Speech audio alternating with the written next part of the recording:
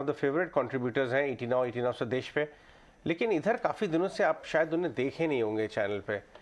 गौतम जी, एक हमें खबरी बता रहा है मार्केट का कि आप काफ़ी ट्रैवल कर रहे थे और नेचर के करीब गए थे। कहाँ जंगलों में आप कुछ बाजार का सत्य ढूंढ के लेके आए हैं? कहाँ गए थे आप? पहाड़ों में थे, नेचर में थे, कहाँ थे आप? Good morning. मैं पहाड़ों में था। आई थिंक देखिए, हम चार्ट्स में जो स्टडी करते हैं उसमें काफी वैसे वैसे भी चार्ट्स पे पहाड़ ही दिखते हैं, तो सोचा कि थोड़ा बहुत नेचर से कनेक्ट कर लें। और वैसे भी मार्केट में भी ज्यादा कुछ हो रहा नहीं था। पिछले 2-3 हफ्तों से मार्केट ऊपर नीचे एक ही जोन में चल रहा था, सबको कंफ्यूज कर रहा था। बट अब लग रहा है कि जून का महीना चालू हुआ है तो एक ट्रेंड आनी चाहिए। अच्छा, तो क्या लग रहा है आपको? एक बार पहले अपना ब्रॉड कॉल बताइए। आपको लगता है रिविजिट ऑफ द लोज होगा 15,700 वाला, या उसकी प्रोबेबिलिटी कम लग रही है? धीरे धीरे यहाँ से बेस बना के बिल्ड करेंगे? देखिए, अभी मार्केट में दो कैंप्स हो गए हैं। जैसे आपने कहा, एक ऐसा कैंप है जो बिलीव करता है कि मार्केट ऊपर के लेवल्स पे सस्टेन नहीं करेगा और धीरे धीरे नीचे की तरफ चला जाएगा। और एक दूसरा छोटा कैंप है जो बिलीव करता है कि जो काफी जो नेगेटिव्स है मार्केट में, चाहे वो इन्फ्लेशन हो, इंटरेस्ट रेट्स हो, ऑयल प्राइसेस हो, रुपी का वीकनेस हो, या फिर एफआईआईज की पोजीशनिंग हो, जियोपॉलिटिकल फैक्टर्स हो, या फिर कोविड का रिस्क हो। मैंने आपको 6-7 फैक्टर्स बता दिए एक साथ। ये सारे फैक्टर्स अभी इंडियन मार्केट्स को इम्पैक्ट कर सकते हैं। बट अगर मैं चार्ट्स के हिसाब से देखूं तो मेरा ये मानना है कि जो सारे जो नेगेटिव्स है ये ऑलरेडी इन द प्राइस है। एक ही की रिस्क मुझे लगता है वो है ऑयल, जो 120 के लेवल तक आ गया है और उसके कारण इंडियन मार्केट्स आज अंडर परफॉर्म कर रहा है।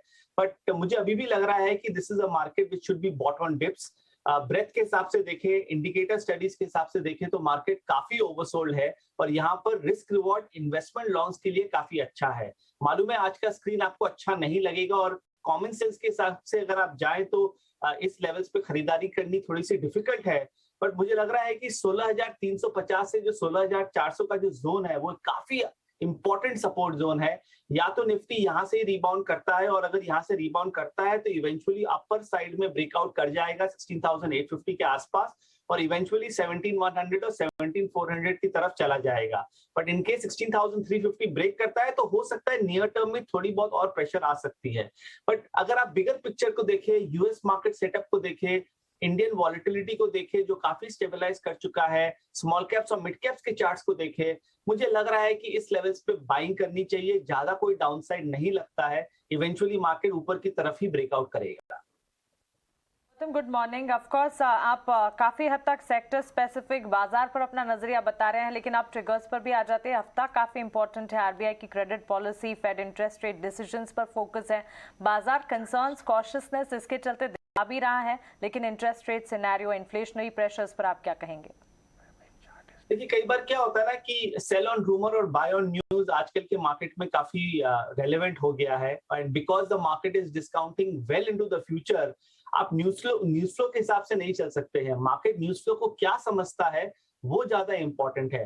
तो आपने जैसे कहा, इंटरेस्ट रेट्स और इन्फ्लेशन डेफिनेटली ये कंसर्न्स है, बट उसके कारण ही हम लोग ने पिछले 2-3 महीने का मंदी हमने देखा और निफ्टी 15,700 तक गया।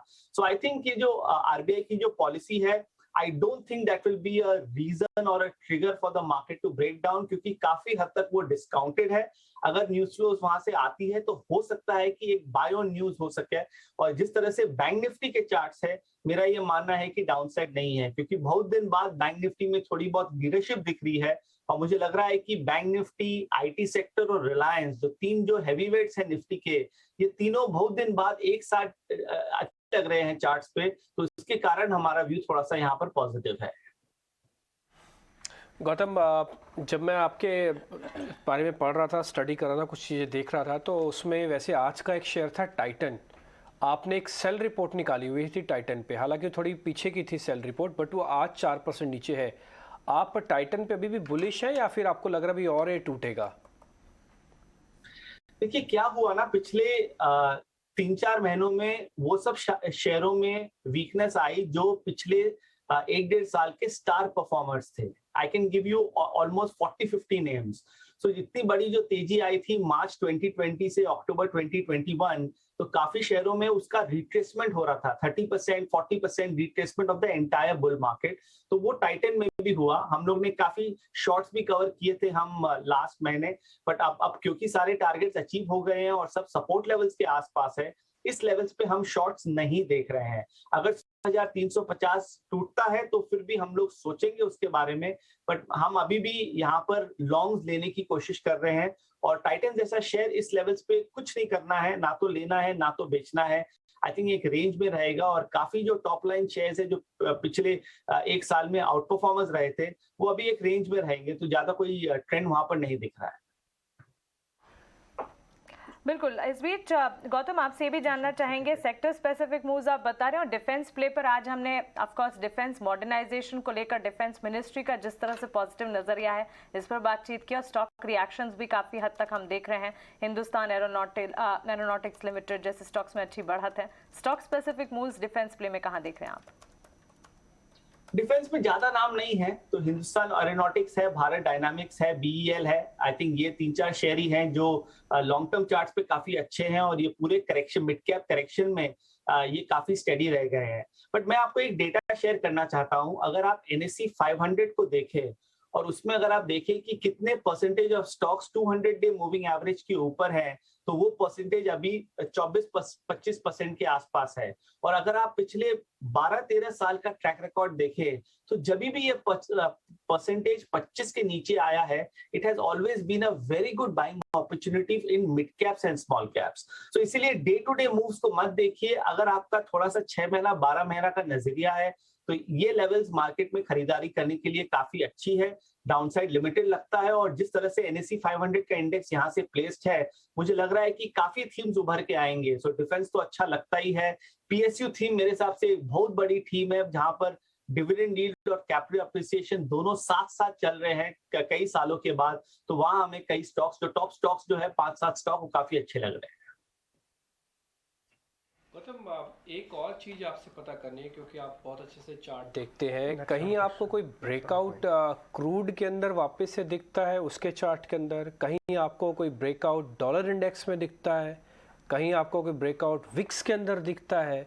क्योंकि सारे ऐसे पैरामीटर्स जिनको हम डिस्कस तो रोज करते हैं लेकिन इनको समझना बड़ा मुश्किल है कि ये ब्रेकआउट है या साइडवेज होंगे क्या। आपने ठीक कहा, breakout is an used word and less understood word in today's world क्योंकि आपको उसको काफी फिल्टरिंग करनी पड़ती है। बट अगर आप इंडिया विक्स को देखें, ये मानना जरूरी है कि जब 15,700 तक निफ्टी गया लास्ट महीना तो विक्स में 25 से 26 तक का ही लेवल टेस्ट किया और अभी वो 20 के आसपास चल रहा है। तो विक्स ये कह रहा है कि उतना फियर सिस्टम में अब नहीं है। So that is one positive. But जो नेगेटिव एस्पेक्ट्स है वो है क्रूड, क्योंकि क्रूड डेफिनेटली एक तेजी में है, कंटिन्यूस बेसिस पे higher tops and higher bottoms बना रहा है और हो सकता है कि 130 के लेवल तक वो चला जाए। सो क्रूड का जो रेंज है नाइमेक्स क्रूड का वो 95 to 30 है और मेरे हिसाब से this is the single biggest problem for our market right now. जैसे क्रूड स्टेबलाइज करेगा इंडियन मार्केट्स अच्छा से चल जाएगा। I am very confident about that. एक और जो थोड़ी बहुत प्रॉब्लम है वो है इंडियन रुपी, क्योंकि रुपी जो 77 को क्रॉस किया है और अब जब 74.40 77.50 पे चल रहा है, लग रहा है कि यहाँ पर ₹1 की डिप्रिसिएशन और हो सकती है और ये धीरे धीरे 78.40 तक चला जा सकता है। तो ये दो फैक्टर्स को छोड़ के मुझे लग रहा है कि जो बाकी सारे फैक्टर्स है वो इंडियन मार्केट्स के फेवर में है। हो सकता है ये रेंज से जब निफ्टी निकले तब इसमें अच्छी तेजी आएगी। गौतम, आपने small cap mid cap end of the market की बात की जो अब आपके हिसाब से अट्रैक्टिव जोन में आ रहा है। मैं 5 साल का ग्राफ लेके आता हूँ स्मॉल कैप इंडेक्स का, क्योंकि वहाँ पे इतना ज़्यादा डैमेज हुआ है और कई बार इंडेक्स में जो 8-10-12% की जो फॉल है वो सही तौर पे लेके नहीं आता है कि इन्वेस्टर पोर्टफोलियो 50-50% खत्म हो गए और स्मॉल कैप मिड कैप में लोग बेट्स लेने में, साइजेबल बेट्स लेने में बहुत कतरा रहे हैं। इनफैक्ट अभी हमने एक सर्वे किया था HNI ट्रेडर्स का, पूरे भारतवर्ष में जो टॉप 100 HNI इन्वेस्टर्स हैं सबने ये बात बताई कि मिड कैप स्मॉल कैप को अभी हाथ नहीं लगाएंगे हम। इनफैक्ट ट्रेडिंग पोजीशन भी बहुत कम की, लेवरेज कम किया। ये देखिए, ये 5 साल का ग्राफ है, ये 2-3x हुई थी ये इंडेक्स टॉप पे 2021 के, उसके बाद वहां से 30% निकल चुकी है। 9,000, ये मैं बात कर रहा हूँ निफ्टी स्मॉल कैप था, ये करीब 9,000 11 वाला 9 आ गया है, राइट। तो इस पे आपको कितना कंफर्ट आ रहा है स्मॉल कैप बास्केट में? I have a totally confident view that this is one of the best buying opportunities in the small caps and the mid caps. और मैंने कल एक बिग पिक्चर रिपोर्ट रिलीज की है हमारे प्रीमियम क्लाइंट्स के लिए, जहां मैंने इसमें क्लियरली मेंशन किया as to why I feel that way. देखिए, जब कोई एक्शन होता है तो उसका रिएक्शन होगा। तो स्मॉल कैप इंडेक्स में इतनी बड़ी तेजी आई थी 2020 और 2021 में, तो एक प्राइस करेक्शन और टाइम करेक्शन बनता था। अगर आप प्राइस करेक्शन के हिसाब से जाएं तो the small cap index retrace 38.2% of the entire bull market, और वो लेवल था 8500।